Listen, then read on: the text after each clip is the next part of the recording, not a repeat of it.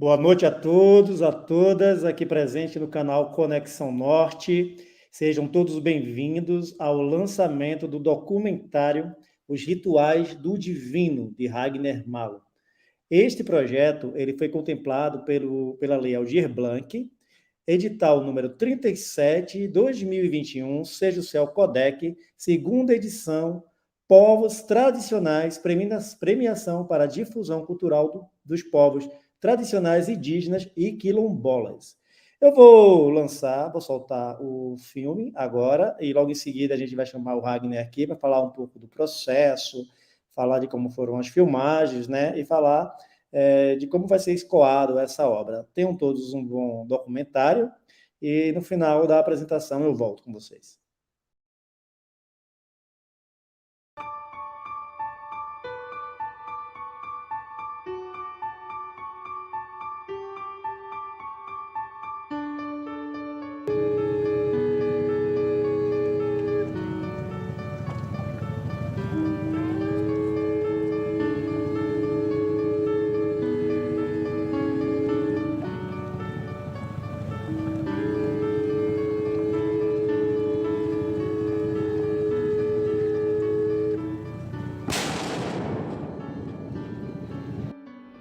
E mais uma tarde, os promesseiros adentram o batelão, sentam em seus postos e recebem os remos. Todos estão concentrados e atentos a mais uma cerimônia de chegada da Romaria do Senhor Divino Espírito Santo, que é conduzida pelo som dos foliões, o ritmo do tambor e o violão do mestre.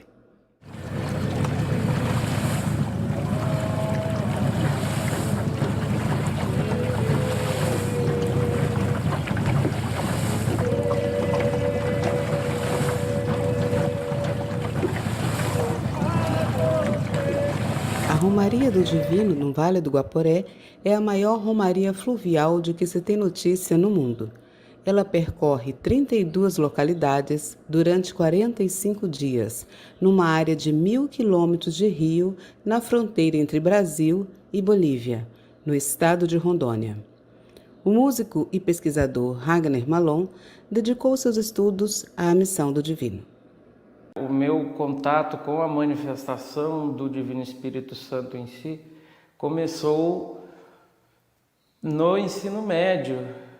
Eu tinha uma aula de História de Rondônia e eu vi o Senhor Saturnino tocando os toques do tambor do Divino e uma apresentação assim sobre o Divino naquele... Eu acredito que esse canal existe, que é o Amazon Sato, tinha um programa lá sobre isso e mostrou as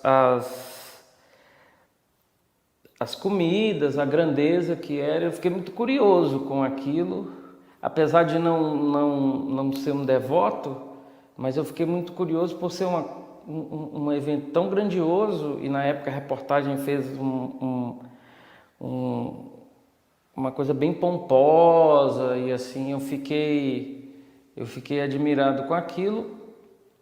Mas de certa forma o ensino médio foi passando e ficou assim, essas coisas que ficam no subconsciente da gente, e uma hora ou outra elas aparecem. A coroa do Senhor Divino Espírito Santo representa a presença da terceira pessoa da Santíssima Trindade. Tal símbolo é repleto de fitas que estão aí como a lembrança de uma graça recebida e de uma promessa feita.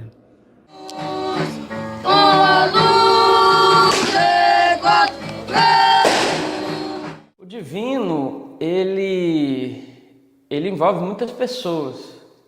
Ele envolve desde os presidentes das irmandades locais, os presidentes ou as presidentas. As mulheres, elas podem participar de todo o aparato administrativo.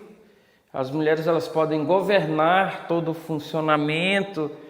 De acordo com o estatuto, elas podem trabalhar no funcionamento da romaria. A única coisa que as mulheres não podem fazer é participar dentro da equipe da tripulação nos barcos. Mas a romaria, ela precisa do bispo e do padre nas comunidades. ela precisa dos presidentes das irmandades. Então, cada localidade ao redor do Vale do Guaporé tem um presidente de irmandade, tem os irmãos.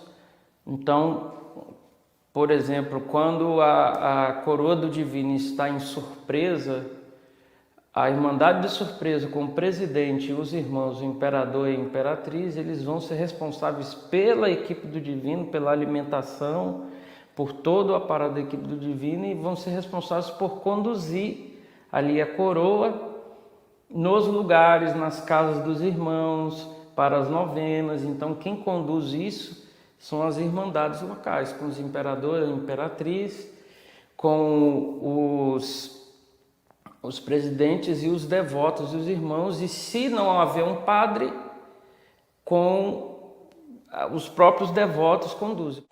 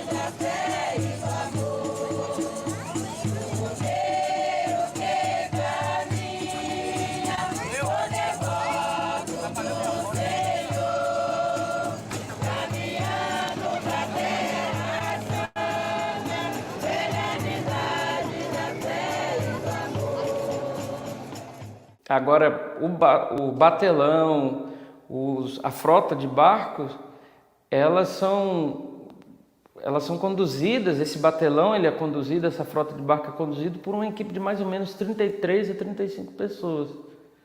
E dentro dessa equipe você vai ter desde do remeiro, que vai remar na Carité, o motorista, que vai cuidar da manutenção do motor do barco motorizado, você vai ter aquele que o encarregado dos próprios barcos, que normalmente é o importantíssimo senhor Procópio Gomes, que é a pessoa que normalmente, pelo menos na última vez que eu fui, nas vezes que eu fui, ele sempre trabalhava cuidando, vigiando os barcos, cuidando dos utensílios, dos promesseiros. Você tem os foliões, que são as crianças, você tem o mestre que cuida dessas crianças, você tem o encarregado da coroa, que cuida do dinheiro e da movimentação ali da coroa.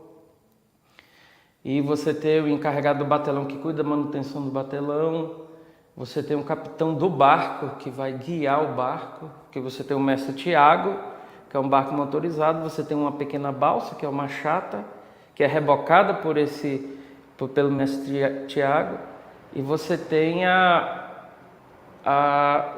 Carité, que também é rebocado pelo mestre Tiago. Então, um barco motorizado vai rebocando esses outros, então tem um capitão. Então, assim, essa, a grosso modo, é a equipe principal. Pensar que ela é um coletivo. Então, cada devoto e cada membro da tripulação e cada devoto ocupa um lugar no cenário.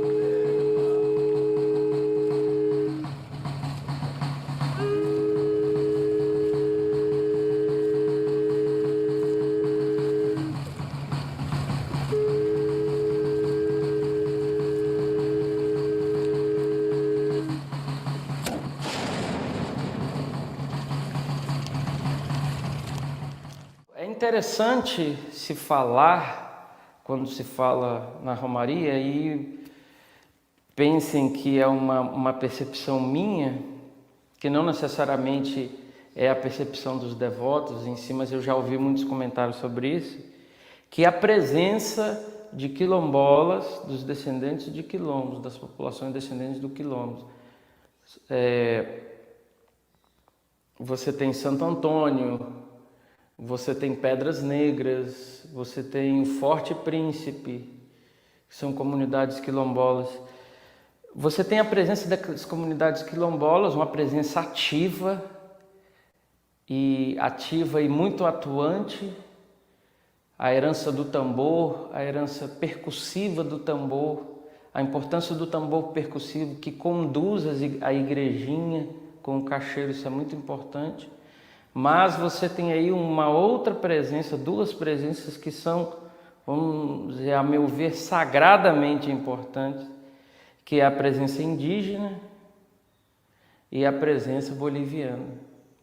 Os indígenas, eles estão presentes desde o início, porque havia uma convivência entre quilombolas e indígenas na região. E você tem uma presença dos bolivianos também, que tem uma história de devoção ao Divino Espírito Santo muito importante.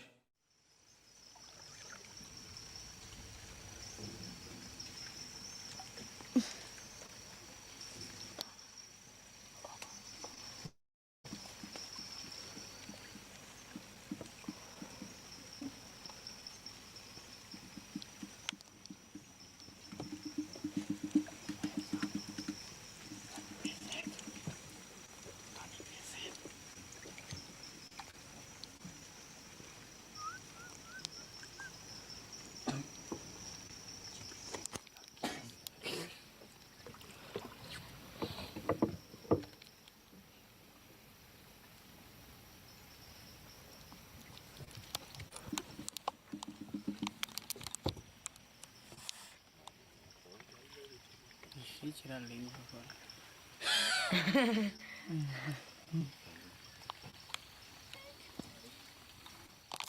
No território indígena de Sagarana, que é perto de Surpresa, você tem um evento que acontece unicamente ali, que é os indígenas, eles dançam a noite toda em celebração à coroa. Eles ficam a noite toda dançando.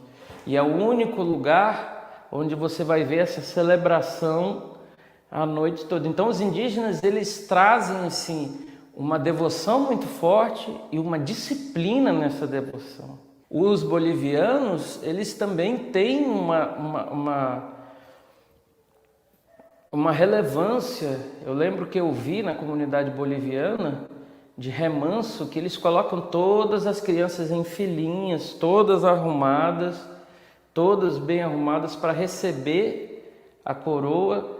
E nas casas e nos rituais eles se postam de forma muito disciplinada.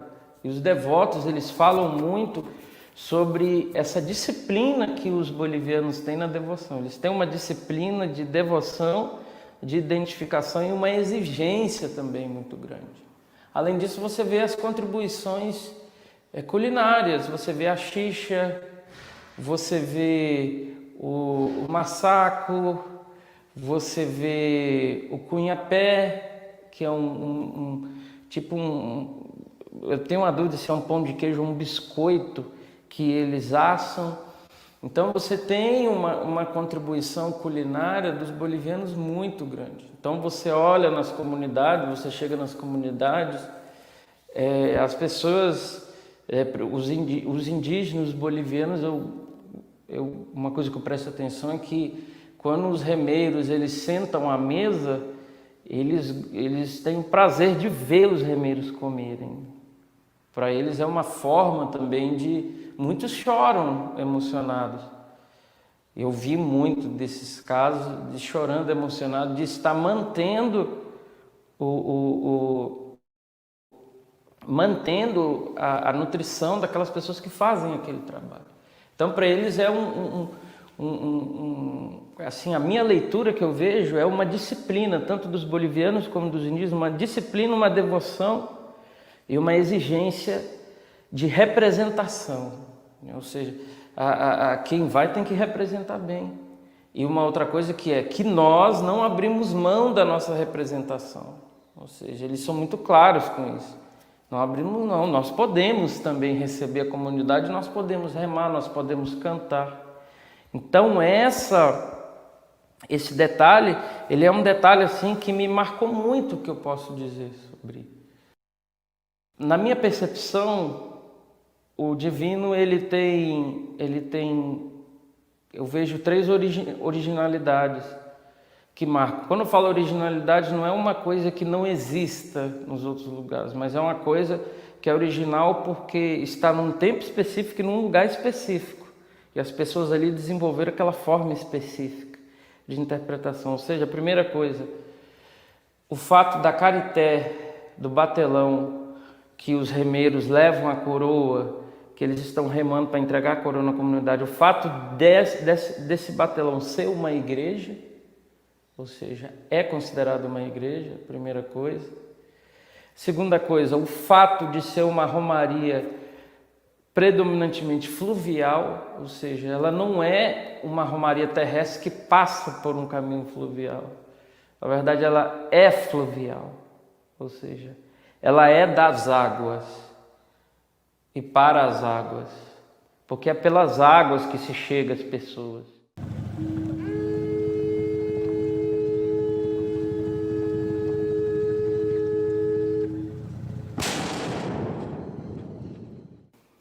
E uma terceira coisa, um terceiro elemento sagrado muito importante que eu vejo é os foliões, porque os foliões eles são seres sonoros, ou seja, a romaria ela cria personagens sonoros, ou seja, os foliões eles estão unicamente para cantar, é a única função especificamente sonora. Então, ou seja, essas 3 originalidades.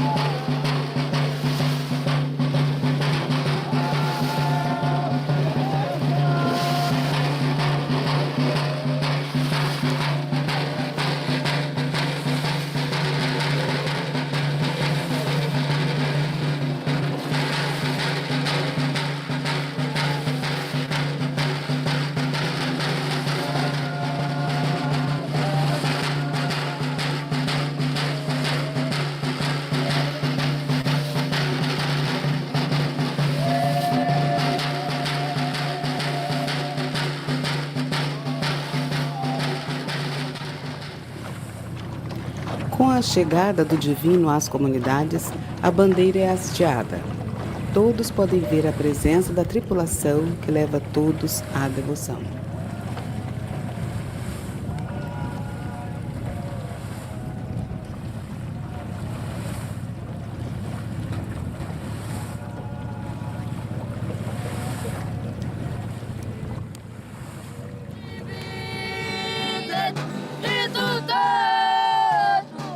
Até para o ano que vem, Senhor divino, Espírito Santo, até para o ano que vem.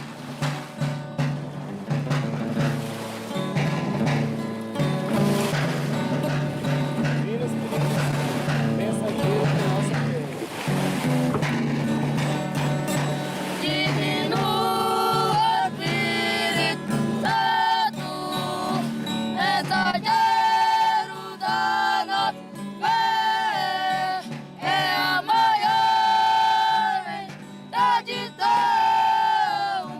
do Vale do Guaporé.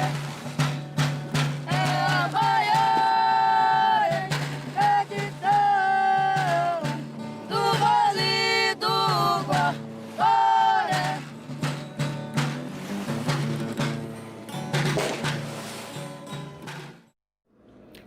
O símbolo sagrado, a coroa, leva à casa de cada devoto um momento de luz, de fé, um momento de dedicação, de concentração, de lembranças dos que já se foram e um momento de cura.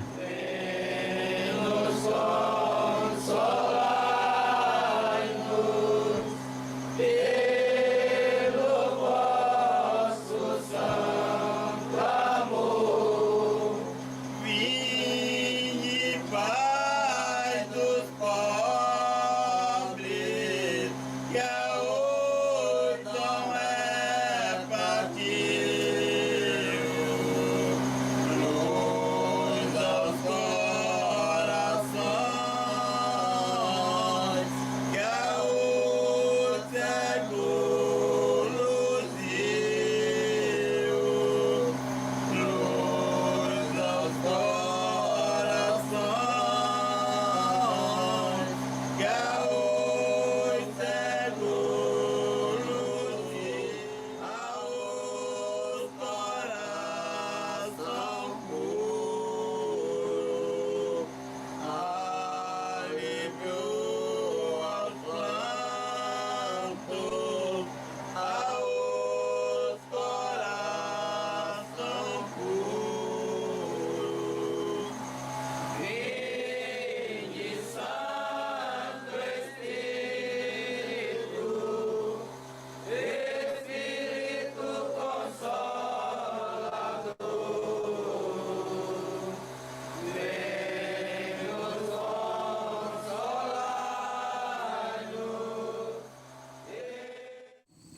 E assim, ano após ano, homens, mulheres, jovens e crianças do Brasil e Bolívia se irmanam na devoção ao Senhor Divino Espírito Santo pelas águas do Vale do Guaporé, mantendo uma tradição de fé, solidariedade, esperança, devoção e graça.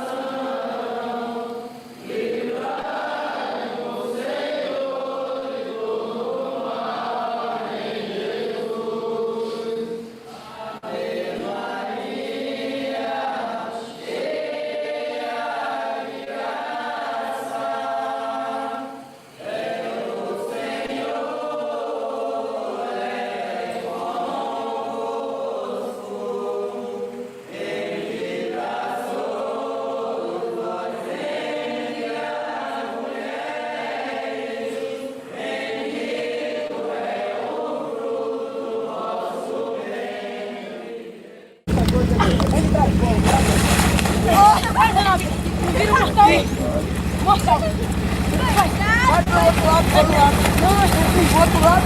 Na frente da mim. Agora eu aqui, ó. Os caras gostam, hein? Aqui, aqui. Eu aqui. Peraí. Não, muito engraçado. Agora eu tiro na cabeça. Pega aí, João. Mergulho. Eu pego, que eu tô só no mergulho. Correnteza não. Epa, correnteza não. Don Hucho, buenas tardes. Ahí movemos. No, un ratito, ahí no me agarró. A ver. Él está encargado del batelón. Sí, sí, sí. Ya quiera. ¿Puedo entrar un ratito? No, no, este aquí, solo yo en el otro bar.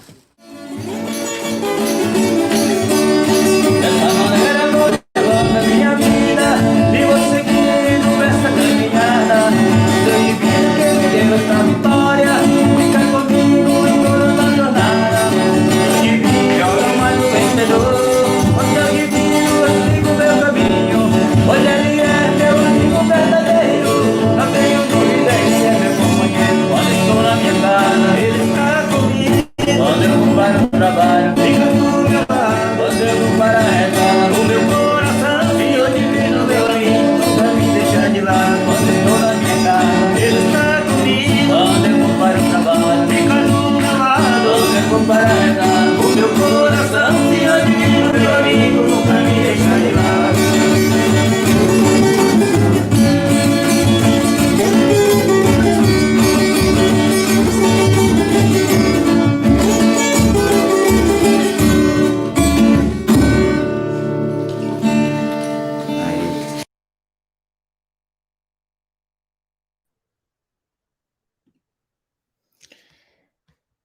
Maravilha, que registro maravilhoso. Os rituais do divino, falando dessa manifestação que teve uma lei que reconheceu a festa do divino como patrimônio histórico, cultural e imaterial de Rondônia. Uma festa centenária, binacional e registrada pelo nosso querido Ragner, ao qual eu vou chamar agora e bater um papo para ele falar um pouco do processo. Seja bem-vindo, Ragner. Obrigado. Documentário maravilhoso. Parabéns pelo trabalho. Obrigado. Ragner, o que foi que levou... Pode falar. Pode falar. O que foi que te levou a fazer esse registro? Qual a sua convivência com esse universo aí da manifestação? Então, primeiramente, agradecer a presença, né, de todos as pessoas que estão presentes. Acredito que o cabeça da comunidade está presente, alguns colegas do meu trabalho, da Escola Carmelo Adultos, professores e os demais convidados também. Primeiro, só fazer um agradecimento à Lei Aldir Blanc, né, a segunda edição, que é o edital 37/2001 da Sejusel, né, que fala sobre os povos tradicionais, a edição fala justamente sobre os povos tradicionais. Agradecer ao governo por essa oportunidade, né, esse recurso. Na verdade, esses registros eles foram frutos da minha pesquisa de mestrado de 2012, que eu fiz um trabalho de campo. Na verdade, eu fui com a Irmandade conversar sobre uma possível pesquisa. E aí, dentro disso, em 2011, que eu já estava conversando com eles sobre ir na Romaria, e aí eu fui perguntando à comunidade o que eu poderia fazer por exemplo, para ajudar, né? O que dentro das minhas poucas condições, era uma bolsa de mestrado, e a bolsa ela é muito modesta, e a comunidade falou comigo sobre a questão de registros, né? Na época, você fala 2011, 2012, já estava começando as câmeras fotográficas, sim, mas a informação ainda não era tão ágil, entendeu? Como hoje com WhatsApp, uma série de coisas. Então, você passar essas informações era bem complicado. A comunidade conversou comigo, principalmente na época o seu Marcos, que é o presidente da Irmandade em Costa Marques, o Cabeça, e o senhor Dionísio, a Beth, que são os devotos assim mais próximos, falaram dessa necessidade. Então, me comprometi a fazer toda a caminhada, colher os dados de pesquisa e colher também a massa de material, assim, o máximo que eu pudesse, para quando alguém da comunidade quisesse relembrar um fato, relembrar alguma coisa, eles pudessem, vamos se dizer assim, ter acesso a esse material. Então, foi por meio dessa,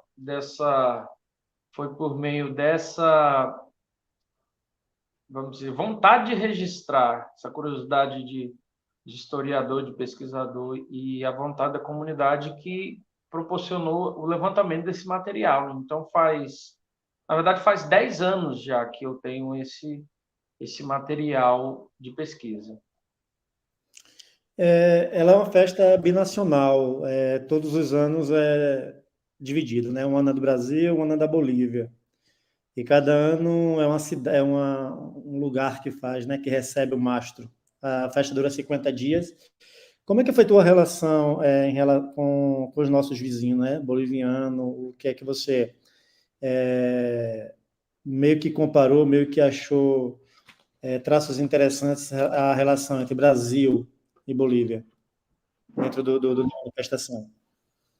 A relação Brasil e Bolívia, nos festejos do Divino, ela é uma relação muito de complementariedade, né?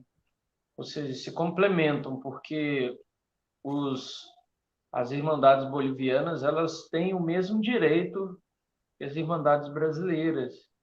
E há, assim, uma relação não que, longe de ser aquela coisa romantizada, sabe, né? Mas há uma relação de respeito entre eles, né? E principalmente o respeito pela história de contribuição de cada um. Então, você pega lá desde o século XVII, com a chegada das missões aqui nessa região do Vale do Guaporé, tanto do lado boliviano quanto do lado brasileiro, a questão religiosa ela sempre andou muito, né?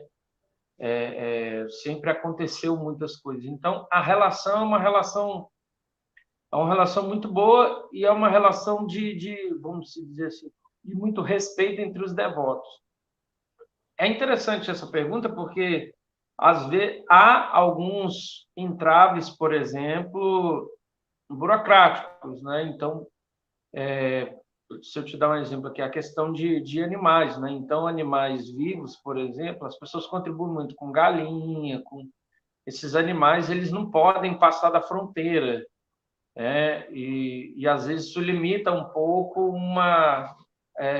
algumas contribuições. Então, às vezes, tanto do lado, por exemplo, do lado boliviano, às vezes eles querem contribuir com um animal assim e é muito restrito por causa das leis, né? E por exemplo, agora nós vamos ter o registro, o IFAM, ele tem muito interesse em fazer o registro da comunidade, né, dos festejos do Divino como patrimônio nacional. E aí, para trabalhar isso, uma questão grande, porque envolve também um lado boliviano, envolve as relações internacionais do Brasil com a Bolívia, porque, por exemplo, você tem as Irmandades do lado da Bolívia, né? E elas também, se a gente pensar assim pelo festejo, culturalmente, elas têm o direito de assinar também, né? A questão do tombamento. E isso também é um outro processo que é um outro processo bem difícil, né? Porque às vezes para eles assinarem isso tem que haver toda uma questão burocrática, né? Então, poderia te responder essa pergunta no seguinte sentido: a questão burocrática, você tem alguns detalhes de leis que trabalham algumas coisas, né? Que interferem em algumas coisas. E pelo lado da fé, da ação cultural, do patrimônio em si, eu acredito que em muitas ocasiões não tem muita diferença assim não, sabe? Você sendo um boliviano ou não, você é devoto. Sendo um boliviano ou não, você é o imperador, independente da comunidade, a autoridade é sua. Então, é esse processo que eu pude acompanhar, né? É uma festa muito de partilha, né? A gente percebe que é partilha o tempo todo. A festa final, o levantamento do mastro, uma festa gigantesca, com várias pessoas na comunidade. Você falou aí sobre a questão do tombamento. Existe um diálogo já, Brasil-Bolívia, no caso do IFAM, com o órgão responsável lá da Bolívia, para isso? Você sabe dizer? Olha, até onde eu sei, e aí eu posso estar dando uma informação desatualizada, inclusive os membros da Irmandade que tiverem acompanhando a live pode colocar, né, essa informação, mas até onde eu sei, tem partido muito do lado brasileiro, as questões de tombamento. Tem sido muito pela questão do território nacional. Se reconhece que existe o território boliviano, mas eu não ouvi falar nesse processo de tombamento que o IFAM está fazendo, eu não ouvi falar de um contato com as autoridades bolivianas para fazer alguma integração nesse processo, né? Então, eu não ouço ainda falar dessa questão. Não ouço, mas não significa que não exista. Até onde eu sei, por exemplo, conversei esses dias, fui lá no IFAM deixar, né, alguns materiais, e eles disseram que você sempre tem periodicamente um antropólogo que vai para a região fazer os estudos, levantar material, mas essa mobilização eles não me passaram. Eu não tenho essa informação até hoje. Principalmente porque você sabe que ele é muito nacional, né? Para ele passar na fronteira é um processo assim bem burocrático e demorado, né? Depende das relações exteriores, depende da boa vontade de quem está lá para fazer isso. Então, mas é uma questão importante. E é uma festa de 120 anos, né? É muita história. É uma festa centenária envolvendo o lado boliviano. E é interessante esse processo, né? Inclusive, é uma curiosidade que me levanta, que eu vou procurar saber em que medida o governo brasileiro está se esforçando para envolver as autoridades bolivianas nesse processo, porque envolve também, né? Eles fazem parte da 11 de janeiro teve a lei, né, que sancionou a festa como patrimônio, né, de Rondônia. Já é um passo já bem interessante para isso. Eu acho que o olhar do IFAM vai apurar depois disso. Também teve a questão da pandemia, né, Ragnar, que atrapalhou a realização. Eu não sei se eles estão voltando esse ano. Sabe dizer? Por exemplo, essa questão, você tocou em duas questões interessantes. A pandemia, inclusive, agora não está tendo, né? O bispo de Guajará pediu para não fazer esse ano, justamente para assegurar, né, que você vai passar a pandemia, porque o risco é muito grande. Você tem idosos ali nos beiradores do rio e às vezes o acesso a esses idosos à saúde é muito complicado, então eu entendo o risco.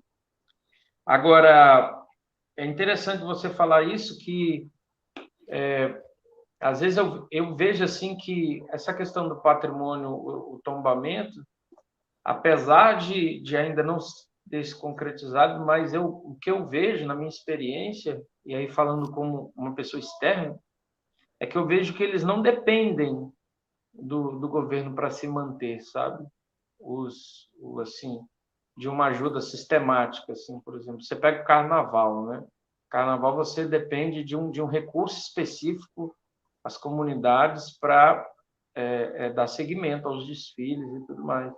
No caso da comunidade, eles não dependem desse processo, né?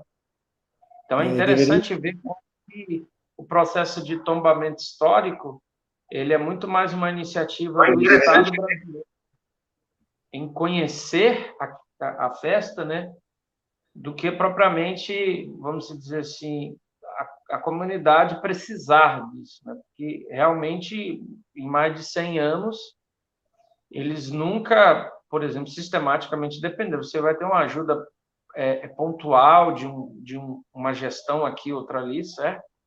Mas o funcionamento, a base de funcionamento em si, é muito autônoma, né, deles.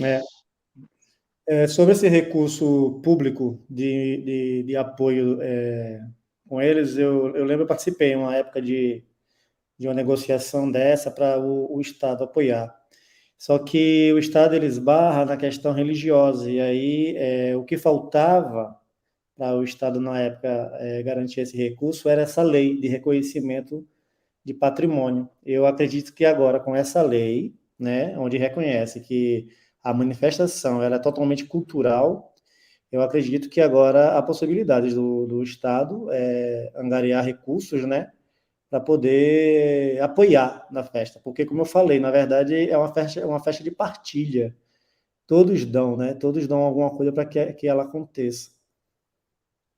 Inclusive, é interessante o seu comentário, porque uma coisa que eu vi na comunidade, eu acredito que os devotos que estão assistindo vão concordar comigo, é uma festa de partilha e é uma festa onde a comunidade se orgulha dela própria manter a festa. Você está entendendo? Tipo assim, é um motivo de orgulho ela própria, por exemplo, pegar a equipe dos remeiros e colocar na comunidade e a comunidade dá a melhor comida para eles, sabe? Inclusive, uma vez eu estava no Rolim de Moura, aí tinha um monte de senhoras que fizeram a comida, né, para os remeiros, e todas as senhoras estavam numa casa, aí as senhoras fizeram a comida, abriram, aí os remeiros sentaram e começaram a comer. Aí uma mulher chegou e perguntou, uai, cadê a solidariedade desses caras? Os caras comem antes das senhoras idosas e tudo. Aí eu falei com ela, não, minha senhora, totalmente ao contrário. Essas senhoras é que fizeram a comida para esses remédios que estão viajando esses dias todos, se sacrificando para levar a coroa. Ou seja, elas fizeram isso como uma celebração e um pagar de promessa e uma honra. Para elas é uma honra ficar em pé, ceder o seu lugar para eles sentarem, né? Porque são pessoas que estão conduzindo a coroa. Então, para você ver que, às vezes, as pessoas, às vezes, de fora vêm e acham estranho, né? Acha, poxa, uma grosseria, a senhora idosa em pé ali servindo os caras e tudo. Mas, na verdade, é o contrário, né? Ela está se orgulhando de fazer aquilo. Faz parte do ritual, né? A recepção, de levar para casa, as visitas. E faz parte da vontade dela também, né? Tem gente, eu sei de ver, e eu acredito que você também, né? Você está me falando que em algumas vezes participou de ver pessoas abrirem suas casas e servirem assim o melhor do melhor, e chorarem ainda de emoção de ver o pessoal comendo com tanta vontade, com tanto amor ali, porque a caminhada é longa, você tem que se alimentar bem. Então, essa lei vai ajudar, vai ajudar bastante, mas eu acredito que, mesmo tendo a lei, ainda assim, os devotos eles não vão aceitar, por exemplo, eles ficarem de fora na contribuição para manter, sabe? Que é uma coisa, é muito precioso para eles, que quem vem de fora acha esquisito às vezes. É que faz parte da manifestação, a doação, a recepção, a receber o reisado nas suas casas, é incrível. Eu acho incrível essa festa. Ragner, parabéns pelo trabalho, vida longa a ele aí, que ele conquiste vários festivais, mostras, é um trabalho muito rico, merece ser exibido em vários lugares afora aí, o mundo precisa conhecer essa manifestação, conhecer seu trabalho. Faça suas considerações finais, por favor, para a gente encerrar a live. O que eu queria, em primeiro lugar, é agradecer imensamente a comunidade do Divino pela oportunidade, em primeiro lugar, e principalmente pela paciência que eles tiveram comigo. Eu tinha 23 anos na época que eu fiz esse trabalho, eu estou com 34, então passou-se muito tempo, eu era um jovem assim, e eu agradeço muito a eles, e eu peço perdão até eles pelos erros, pelos equívocos que eu cometi, porque Eu acredito que, apesar de tudo que eu falei, eu ainda posso errar porque eu sou uma pessoa externa à comunidade, né? Então, eu peço perdão a eles por isso. E agradecer a todos os amigos, todos aqueles que estiveram do meu lado, todos aqueles que ajudaram. Agradecer aí o pessoal do Carmela Dutra que está mandando a mensagem. Muito obrigado, Leandro, Márcia, Suzane, todos os amigos, a Jória, pessoal do Grupo Raiz. E agradecer aos meus familiares, a minha mãe, que foi a grande... O pessoal perguntou, quem financiou a tua pesquisa? Eu falei, a agência Mãezal, né? Porque ela que manteve quase 90% do trabalho. Agradecer ao UFMG, a professora Rosângela, e agradecer ao público, e agradecer principalmente a Lei Aldir Blanc, porque eu acredito que o Aldir Blanc foi um artista que, se ele tivesse vivo e estivesse olhando o nosso trabalho, ia ficar feliz de estar olhando esse trabalho, porque eu acredito, sem dúvida nenhuma, o grande desejo dele é que esses espetáculos se expandissem. Então, eu agradeço muito pela figura do Aldir Blanc trazer essa oportunidade e desejar que todos possam olhar esse trabalho, que todos possam usar, os professores usar nas suas aulas, e mandar um abraço para o Cabeça, para toda a comunidade do Divino Espírito Santo, e desejar que ano que vem, em breve, nós possamos voltar às manifestações, e agora é o fim mesmo, que eu conclamo assim, os pesquisadores em Rondônia que deem mais atenção ao que acontece no interior de Rondônia. O divino é algo maravilhoso, mas tem um duelo da fronteira, tem tanta coisa acontecendo, né, no interior de Rondônia, e eu convido os pesquisadores a nós desenvolvermos a cada dia mais trabalhos que possam enriquecer esse conhecimento. Então, acredito que seja isso. Parabéns, Wagner, obrigado aí por ter disponibilizado esse material tão bom para a comunidade. Tiago, gratidão por estar acompanhando a gente sempre aqui no canal. Agradecer a todos vocês aí de casa. O link vai ficar disponível ainda por aqui, então se vocês quiserem compartilhar para as pessoas, a gente agradece. Tchau, pessoal. Boa noite.